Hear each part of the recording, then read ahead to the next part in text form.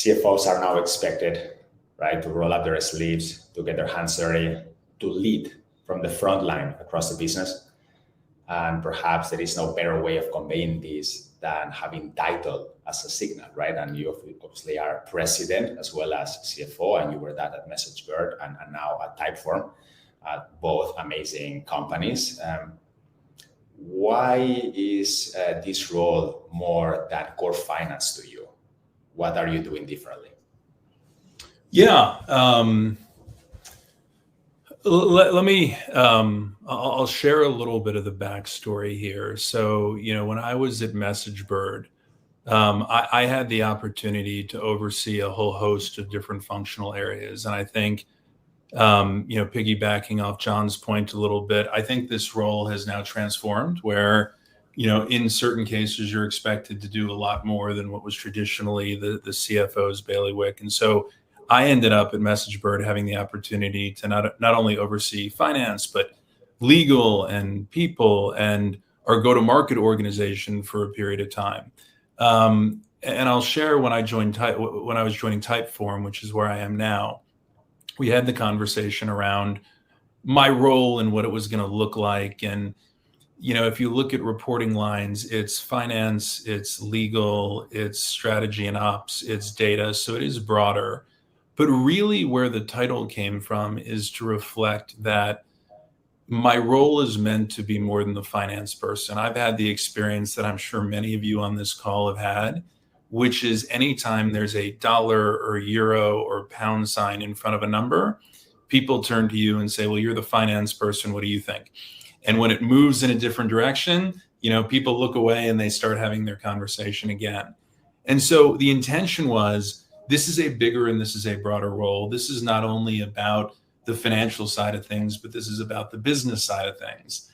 Now, I will also tell you that I'm not sure organizations fully get this yet. So the first question that I got in an all hands meeting when I joined Typeform, what is a president and CFO? What does that title mean? Why do you have it? I would tell you that over the last 6-7 months that I've been there, I think 95% of the time when my title has been involved, people refer to me as the CFO. So it is a very interesting phenomenon where I, for obvious reasons, agree with everything that John just said about this being a bigger and broader role. I think organizations are learning it. I think there's still a little ways for them to go to really appreciate the CFO position and what that person's able to do in the organization simply by virtue of seeing just about every part of it. I'm a very firm believer that aside from the CEO, CFO has a seat that allows them to see everything that's going on. And when used the right way, and when that person can help the CEO, help the rest of the leadership team, help the company understand how it all works and how it comes together, it's such a powerful role. Couldn't agree more. I think CFOs are connected with all the data in the organization. They are connected with all the teams and, are at the center of all the stakeholder management. So that it's a unique perspective to get more operational, as you said. So super inspirational also for the community here and all the audience.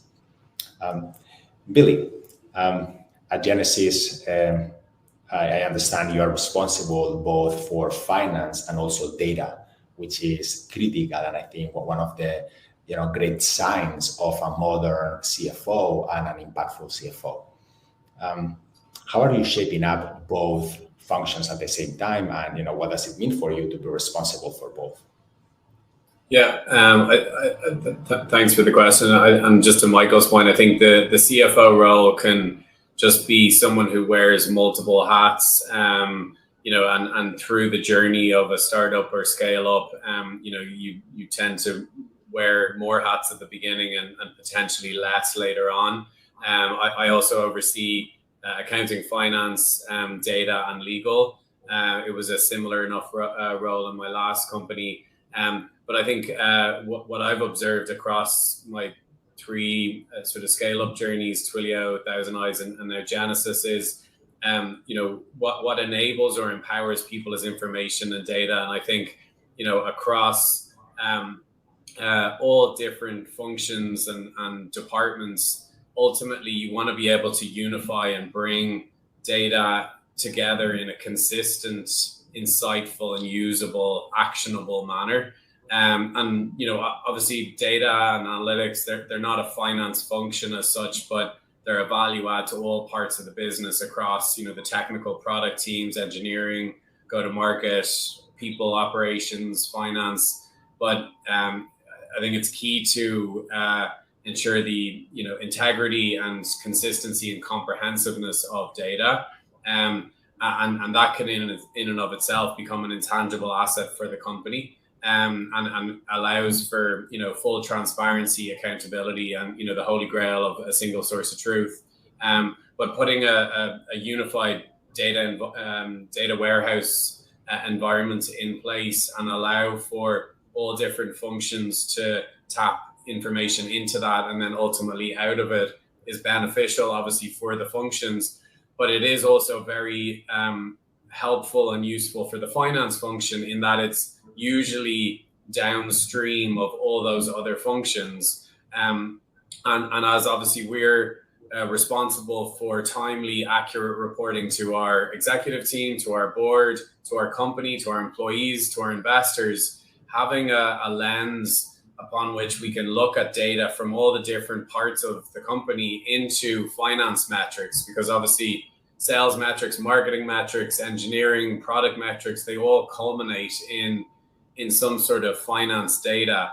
And I think if we can ensure that there's consistency and transparency across that upstream and downstream process, it will enable better, more accurate and trustworthy metrics downstream. So I think across my experience anyway, it's been a really important part of the office of the CFO. I'm not technical and definitely don't pretend to be, but you bring great people in and help them help the rest of the company, and ultimately through to the finance function. It's been a really beneficial experience from what I've seen, and yeah, looking forward to more of this as a CFO can be that sort of key value add from a strategic and the insights manner.